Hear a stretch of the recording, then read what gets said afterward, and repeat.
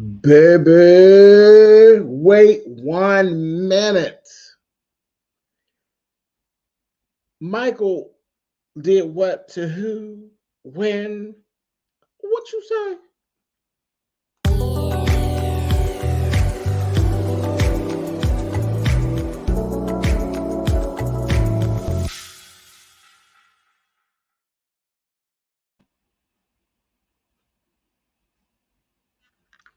No, Miss Ashley, girl.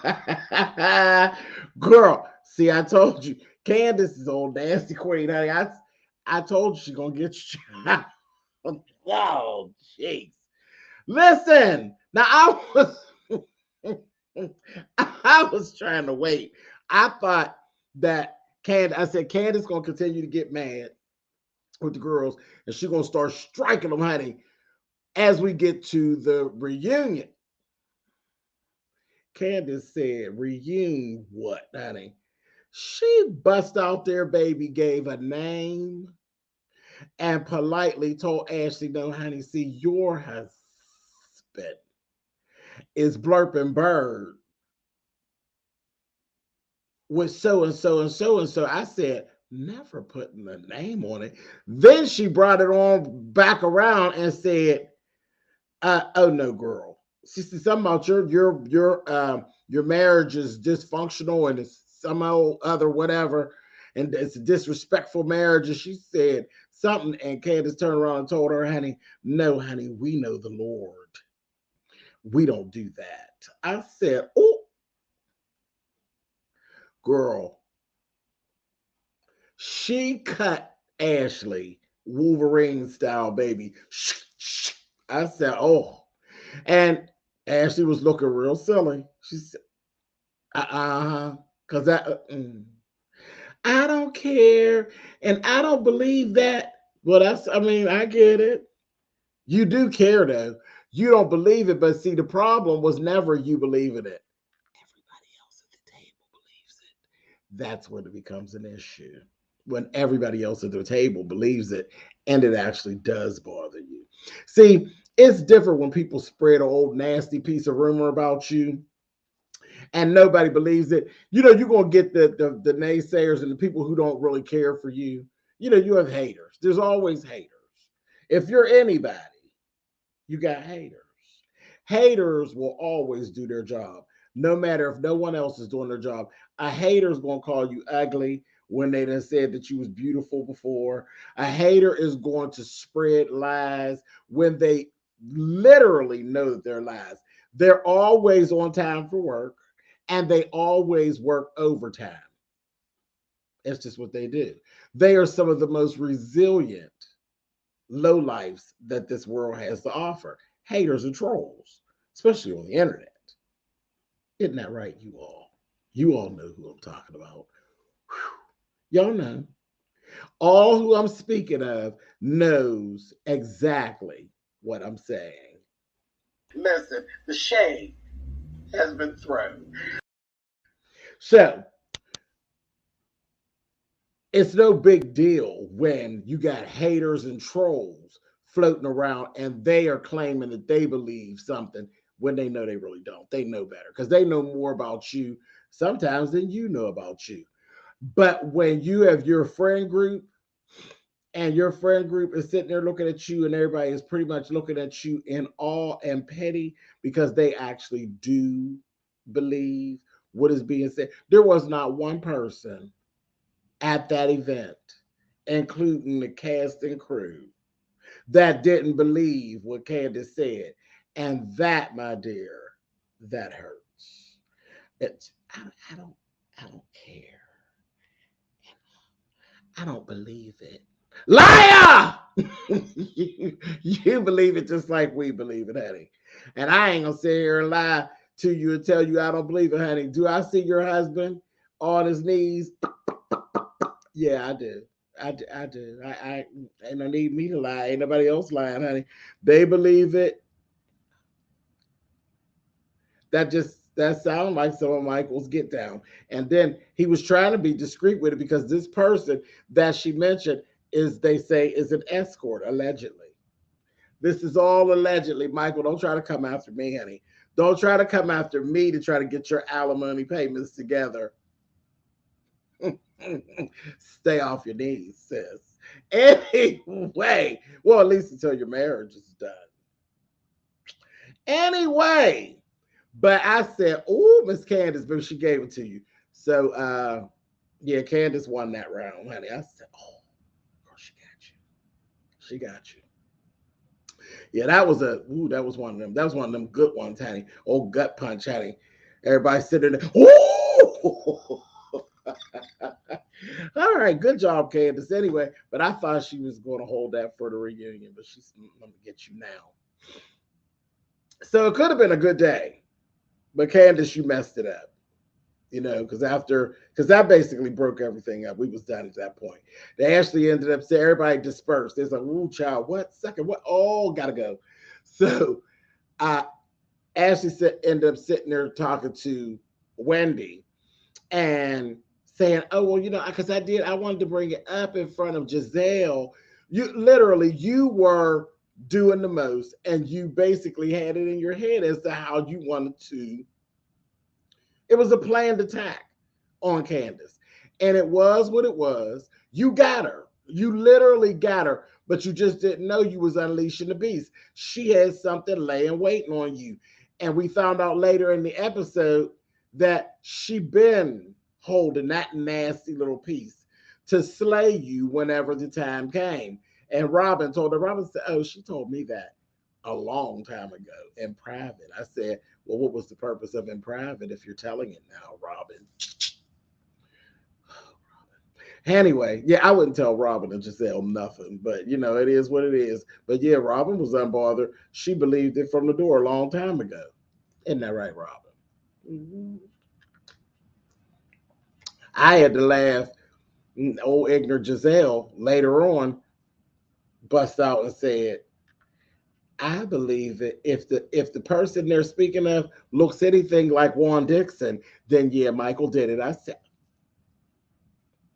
"Worse. Oh, it's getting worse."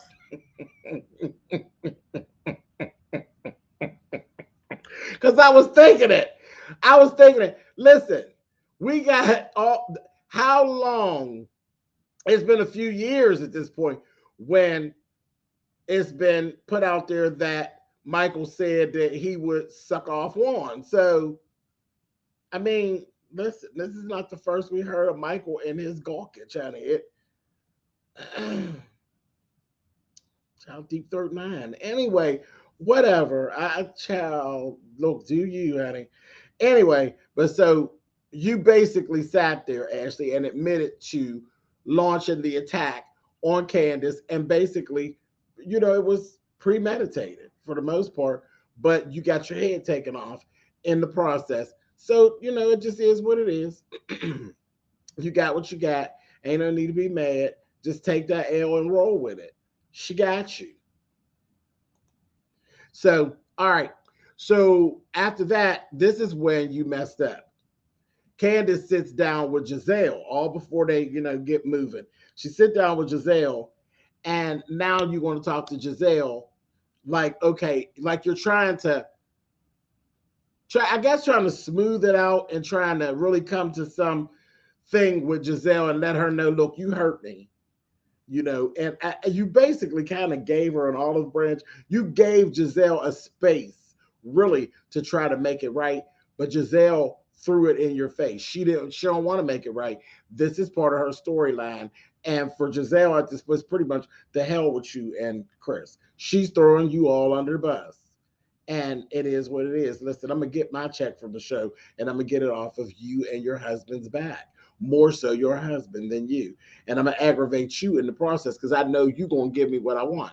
You're going to give me the pushback that I need to stay relevant. So I'm just going to give it to you like that. She's not your friend. So it is what it is. So you had a good thing going. You had to slay Miss Ashley. What you were supposed to do, baby, is take your little boot and pump to the vehicle, get in across your legs and go on home. But no, you put yourself right back out there and made yourself look like that pathetic, crying victim that we can't stand.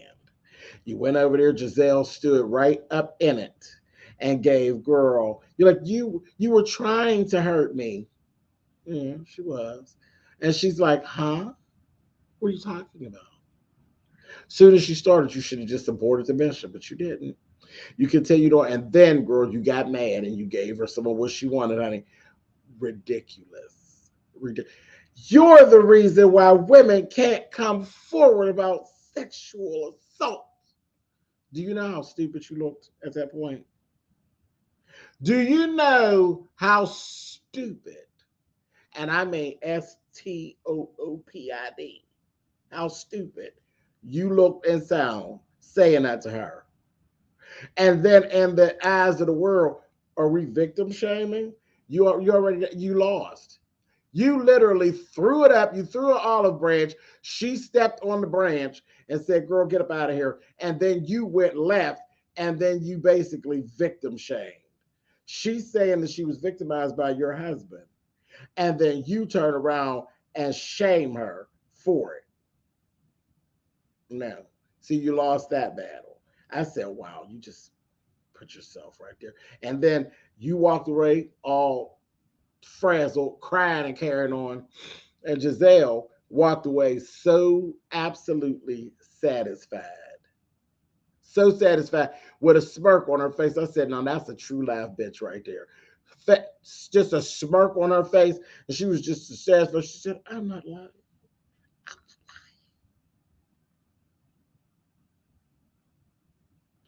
Satisfied.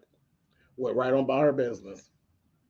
Anyway, then Giselle goes and gets on the van and basically tells people that, oh yeah, y'all had left off, and when y'all left, honey, Ashley said that Chris was supposedly touching her friend Deborah's butt. I said, dig it in even deeper.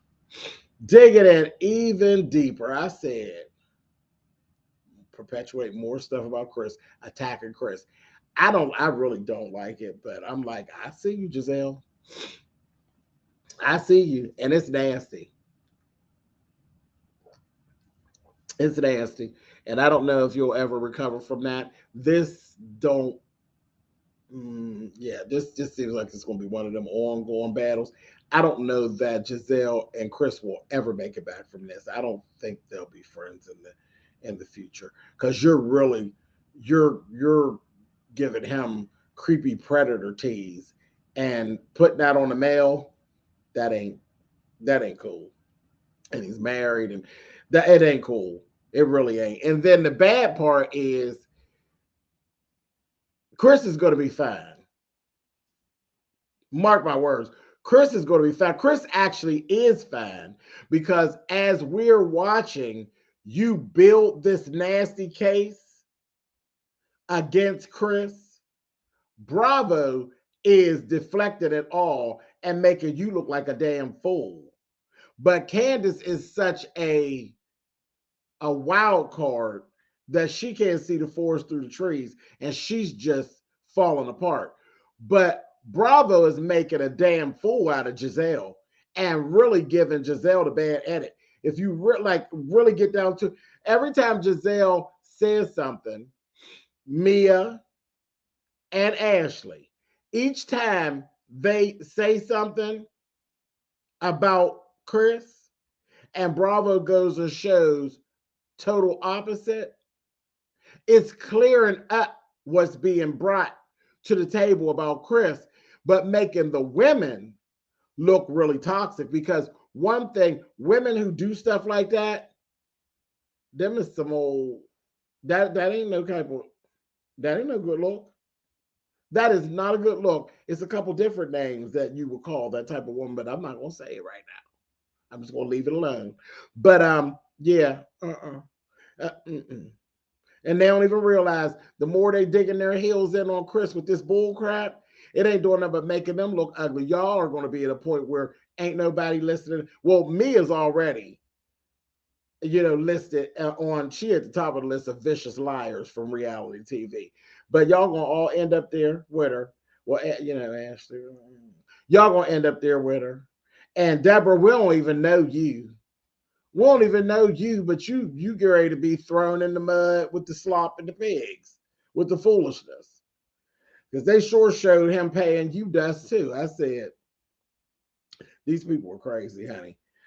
Do it for the gram. Anyway, moving on. Ashley went to see a lawyer. Child, hilarious. Hilarious. That lawyer just told her flat out, you are not in a position to really sit down and decide anything with Michael without an attorney. You don't know what you're doing, basically, and he gonna get you. If he decide to get you, you gonna get got because you don't even have what you need to even have the conversation. You can't even afford the conversation. I said, oh. Told her the buying the house thing is just pure foolishness. And no matter how, because see, Ashley thinks she had it all worked up. To her, girl, he could take the house and snatch it right on back from up underneath you, the way you trying to do it. Now we all knew that, but Ashley, you ain't nothing, and you thought you had it all cooked up. You set up good, but don't go cheap now. You need a lawyer. You're going to have to pay out some lawyer fees. You set the plan in motion. You did good there. But now that you have the plan set in motion, you need someone to execute the plan, baby. You're not it. Don't go cheap. You go cheap, you're going to lose. Get yourself an attorney. That's what the woman told her. And she said, well, I was Googling. And she said, honey, I didn't get my degree from Google. I said, girl, here you go getting read by the doggone attorney. I said, Lord have mercy. I said, woo, this whole episode, folks, was making Ashley look like a damn fool. And then the attorney lady wasn't being nasty, but it just so happened that she was dealing with a damn fool. And she just pushed you through to the damn fool table. Was what it was. Okay, let's go on over here. Mia done invited everybody to Miami, okay? So here we go. We go to Miami. Jacqueline. So now we're going to get to see this interaction between Jacqueline and Mia. Now, Jacqueline, I don't know what you understood starting this, but I see the setup. You are Mia's storyline. And I don't know whether she told you beforehand, but it's so very obvious because as she's introducing us to you, let me tell you something. I'm on here. I'm on YouTube. So my people know very well I got two brothers. Everybody knows James got two brothers. One is a biological, the other is a best friend who I literally refer to as my brother. My people who follow me, they know the difference. They know the difference when I start talking about them. They know which one I'm talking about. Okay. And I talk about the best friend more so than the brother because brother is just that he's my brother. He's just my biology, he's my baby brother. But the other one is a friend, so we really spend a lot of time together and stuff. So anytime you've heard me talk, you ain't never heard me. I never speak of, well, we do this and we do that. It's always something good because if I'm bringing him to you, I'm literally bringing him to you because he's someone that I love, someone that I adore, someone that I think enough of to even be talking to in a realm where let's really keep it 1,000. When you click the button, you came to see me, Mahogany. Ain't nobody came to see my mama, my brother, the couch, or not. Well, there's some raggedy bitches that came to see the couch in the background. Did I just say that? I did. There is some raggedy bitches that come to YouTube that you're kind of listed as a hater, where you are more interested in what's around me and things that don't have nothing to do with you, and you're looking for flaws or something for yourself not to like. So, like I said, raggedy bitches. That there's people there, but for the most part, people who really like you, they come to YouTube and click the button because they come to see you. You the star, they come to see you. Anything else is extra. Okay, so that's what they came for. So if I'm not coming on and dragging another person, and I'm actually speaking, I speak positive about that person. Why does it not feel like you're introducing us right up front to your supposed best friend, which is Jacqueline, Miss Jacqueline, honey? You're oh yes, this is my girlfriend Jacqueline, honey, and this, that, and the other. So we're waiting for all of this positive stuff about Miss Jacqueline, honey, and how y'all became friends and all this. And that ain't what we get. Anyway, we getting all these mixed messages from the door. I got this is what I got about y'all friendship from the door. Oh yes, this is Jacqueline, and she hated me at first. That's how you opened the conversation. She hated me at first.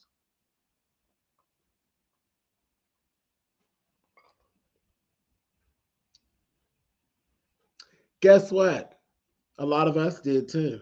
But anyway, anyway, whatever. She hated me at first, and then you go on to say, oh yeah, my mom fostered her.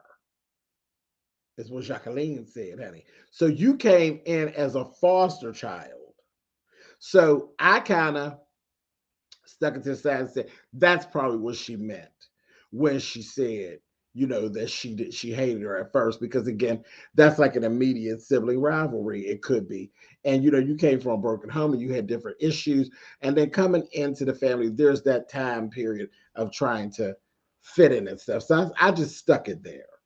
Yeah, I know the foster system and adoption and all that. So I just kind of stuck it there, like, oh, that's the bumps and bruises of adoption and foster care. So maybe that's it with the she hated me at first. Maybe that's what it was. But it just wasn't a way to come in because Mia didn't say anything about the foster stuff. Jacqueline brought that. So just your introduction was that she hated me at first. That's like your first two sentences. It stuck out weird to me. I said, okay, all right. And speaking of, you're so in love with Sharice, and girl, you dragging her about her eyelashes. She said, girl, I love her. I love her, even the fact that her eyelashes usually running down off her face. Then they gonna show that picture of her over there looking like lamb chop, honey. I said, bravo, Andy. Anyway, moving on. Moving on.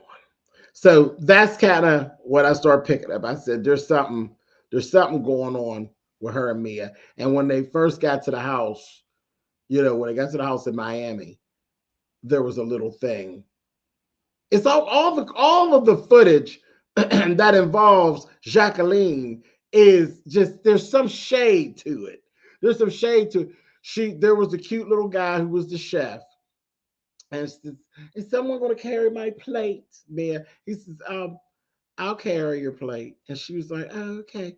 And Jacqueline just turned around and said, oh, are you going to, do you really want him on your plate? Now, you say y'all like sisters, right? And y'all are foster sisters. So that's a situation. That's the conversation me and my brother would have, not my biological, my best friend. That's the conversation we would have, and we would kiki and go on. But you took offense to what Jacqueline said, and you felt like it was a dig. So, what's going on? What's really going on between you and Jacqueline, honey? Because you said, excuse me, I'm married. I'm celebrating 10 years with my husband. You thought we wouldn't catch that, Miss Mia? Because see, in the last episode at Family Fun Day, we heard that Jacqueline and her children's father were estranged, and they were co-parenting, and they weren't together. So, what was that shade, sis? Did y'all catch it? I caught it. I tell you, I always catch the conversation that's not being had. What was that? Ain't no way I bring chat on here. I'm not going to throw no shade, no unnecessary shade at my brother on here. Not at all. Not. I'm going to be very because you're the reality star, not Jacqueline. So you know how to be careful of what you say. But you watch your steps when you're on reality TV, so something innocent doesn't come across shade or sideways. But you did that, and I think you did that on purpose. I think you're easing her right in. Jacqueline is getting to be part of a storyline, and I don't know if Jacqueline really knows it or not. But we're gonna keep on watching. Anyway, listen. More shade. Chuck Karen, this is just me and my mess. Karen, they showing this whole thing. Karen said, "Oh, we're going to Miami. It's scary. It'll be my 59th birthday. We're going to be there. It'll be my 59th birthday while I'm there in Miami." She's like, "Look, she better not mess this up. This trip better be good." Child, what is that wig, Karen? That one is just big. It's just wiggy. That one's wiggy. It's just literally sat up on her head. And I was like, Karen, and it's kind of teased out. I said, "Girl, was you having a Texas moment or something? If so, that's fine. You know how they used to do the Texas big hair thing, but that ain't usually what Karen wears. This wig is just kind of, it got a little bit of whoop, whoop, whoop to it." I said, "Okay, Karen." When I seen her, I said, "Ooh, okay, all right." And the makeup, her makeup looked like she was laying up in the spray tan joint. I said, "With this look in this confessional, I don't know about that one." It wasn't bad, but it wasn't good. It looked kind of wild, honey. I said, "I got time today. I got time today." I don't know about that. Anyway, but yeah, Miss Mia, Miss Five Star Mia with the shade, the Airbnb that's being rented, that ain't really in. Okay, they're supposed to be in South Beach. Giselle, like, girl, where's the beach, honey? And then they showed the distance of like where they are versus where the beach is. I said, okay, okay. But the house, there's 9 girls going and ain't but 6 rooms. Shade. Absolute shade. Anyway, just a mess. Moving on. We're sitting in the thing talking. You got Robin, Giselle, and Ashley. And Ashley still says she doesn't believe the escort story. And like I said, Giselle ran it on home with the, hey, if he looked like Juan, then it is so. It is as stated.